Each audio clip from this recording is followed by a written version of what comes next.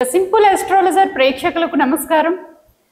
ఈ రోజు మనతో పాటు ప్రముఖ ఆధ్యాత్మికవేత్త జ్యోతిష్య నిపుణులు శ్రీ గోపాల్ అయ్యంగార్ గారు ఉన్నారు. గురుగారు నమస్కారం. దీర్ఘ సుమంగళి భవ. ధన్యవాదాలు. గురుగారు, ఈ వారం వారఫలం ఎలా ఉందో చెప్పండి. 31వ తారీఖు ఆగస్టు నుంచి 6వ తారీఖు సెప్టెంబర్ వరకు ఎలా ఉందో వివరంగా చెప్పండి. తప్పకుండా చెప్తానమ్మా. అలాగే ఈ వారం ముందుగా గ్రహస్థితులు కానీ గమనిస్తే శని మీనరాశిలో, గురువు మిథున రాశిలో, శుక్రుడు కర్కాటక రాశిలో, బుధ రవి కేతు గ్రహాలు సింహరాశిలో, కుజుడు కన్యారాశిలో, చంద్రుడు వృశ్చికం ధనుసు మకర రాశిలో ప్రయాణిస్తూ, రాహు కుంభరాశిలో ప్రయాణిస్తున్నాడమ్మా. ఓకే గురుగారు, అలాగే ఇప్పుడు గ్రహస్థితులను చెప్పారు. ఇప్పుడు ఏ నక్షత్రాల వాళ్ళు ఈ పుట్టినరోజులు జరుపుకోవచ్చు? ఎవరైతే భాద్రపద మాసంలో జన్మించారో, భాద్రపద మాసంలో పుట్టిన అనురాధ నక్షత్రం వాళ్ళు, అలాగే జ్యేష్ఠ, మూల, పూర్వాషాఢ, ఉత్తరాషాఢ, శ్రావణం, ధనిష్ట నక్షత్రంలో పుట్టిన వాళ్ళు ఈ వారం వాళ్ళ నచ్చిన గుడికి వెళ్ళి వాళ్ళ భగవంతుడి మీద అర్చన చేసుకొని అక్షింతలు వేసుకోండి. చక్కగా మీ పుట్టినరోజుని భగవంతుడి సమక్షంలో చేసుకోండి. ఇంగ్లీష్ క్యాలెండర్లు ఫాలో అవ్వద్దు.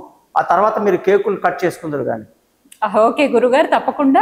అలాగే ఇప్పుడు పెద్దలకి పిండ ప్రదానాలు చేసే వాళ్ళు ఉంటారు, వాళ్ళకి ఏ తిథులు కలిసి వస్తాయంట? ఇందులో తల్లి మనకి ఏంటంటే భాద్రపద మాసంలో ఉన్నాం కాబట్టి అష్టమి తిథి 31 నుండి అష్టమి అనమాట.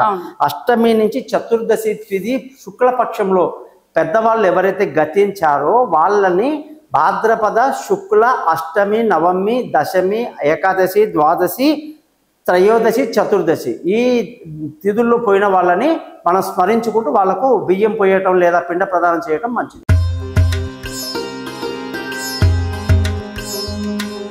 గురుగారు నమస్కారం. దీర్ఘాయుష్మాన్ భవరాజి.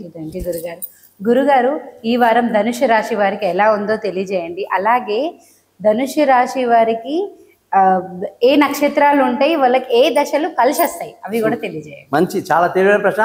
ధనుసు రాశి వాళ్ళందరూ కూడా మీరు అందరూ రాజీ గారికి థ్యాంక్స్ చెప్పండి. ఎందుకంటే ఆవిడ అడిగిన ప్రశ్న ఉట్టి వారఫలం చెప్పేసి వదిలేయమని చెప్పలా.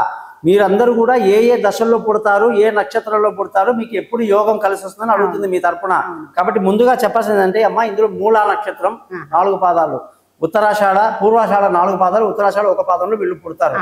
అంటే కేతు దశ, శుక్రదశ, రవి దశ వీళ్ళు పుట్టేది 3 నక్షత్రాలు. ఇది వీళ్ళకి గురువు అధిపతి కాబట్టి వీళ్ళకి కేతు అంత పెద్దగా కేతు దోషం అనమాట. మూలా నక్షత్రం కేతు గురువుకి పడదు కాబట్టి దోషం. శుక్రుడు పూర్వాషాఢ నక్షత్రం అంటారు, శుక్రుడికి గురువుకి పెద్దగా పడదు కాబట్టి మామూలుగా నడుస్తుంది నతనక. కానీ ఎవరైతే ఉత్తరాషాఢ ధనుసు రాశిలో పుడతారో మొదటి పాదంలో మహారాజ యోగం ఉంటుంది అనమాట.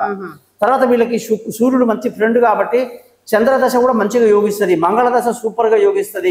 కాబట్టి రాహు దశలో కొంచెం చిల్లర పనులు వేషాలు వేసే అవకాశాలు ఉంటాయి, జాగ్రత్తగా ఉండాలి. 18 ఏళ్ళు ఉంటుంది అది. తర్వాత గురు మహాదశ మహాయోగంగా ఉంటుంది. కాబట్టి ధనుసు రాశి వాళ్ళు అదృష్టవంతులు.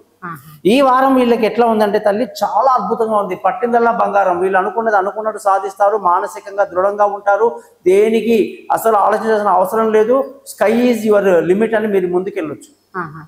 వీళ్ళకు ధన ఆదాయం ఎలా ఉందో కొంచెం తెలియజేయండి. శని 4వ ఇంట్లో ఉన్నాడు కాబట్టి మంచి ధన ఆదాయము, మంచి కుటుంబ సంతోషము, పిల్లల చదువులో ముందంజకు వెళ్ళి చాలా హ్యాపీగా ఉంటారు. భార్య భర్తల మధ్యలో సఖ్యత ఎలా ఉంటుంది? అలాగే ప్రేమికులు ఇంట్లో చెప్పడానికి ఇది అనుకూల సమయమేనా? చాలా అనుకూలంగా ఉంది, చాలా అద్భుతంగా ఉంది. బుధుడి యొక్క మార్పు వల్ల ప్రేమికులకు చాలా అనుకూలము. ఇంట్లో చెప్పడం వల్ల యాక్సెప్ట్ చేసే అవకాశాలు ఎక్కువ.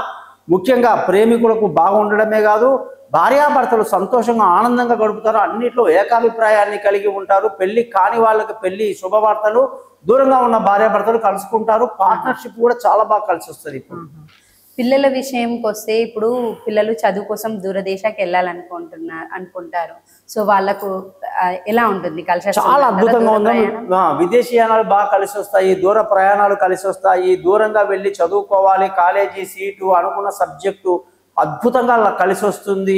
ముఖ్యంగా తెలివైన నిర్ణయాలు తీసుకుంటూ ప్రయాణాల్లో ఆనందకరంగా ఉంటారు. స్పోర్ట్స్ లో ఉన్న వాళ్ళకు కూడా చాలా మంచి టైం అన్నమాట. ఇప్పుడు ఆరోగ్య రీత్యా ఈ రాశి వారికి ఎలా ఉంటుంది?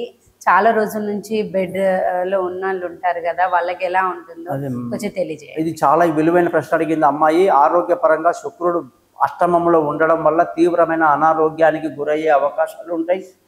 లేదా శత్రువులు విజృంభిస్తారు, అప్పుల బాధలు, రుణ బాధలు ఎక్కువ ఉంటాయి. అన్నిటికీ శుక్రగ్రహాన్ని మనం జాగ్రత్తగా చూసుకుంటే మంచిది.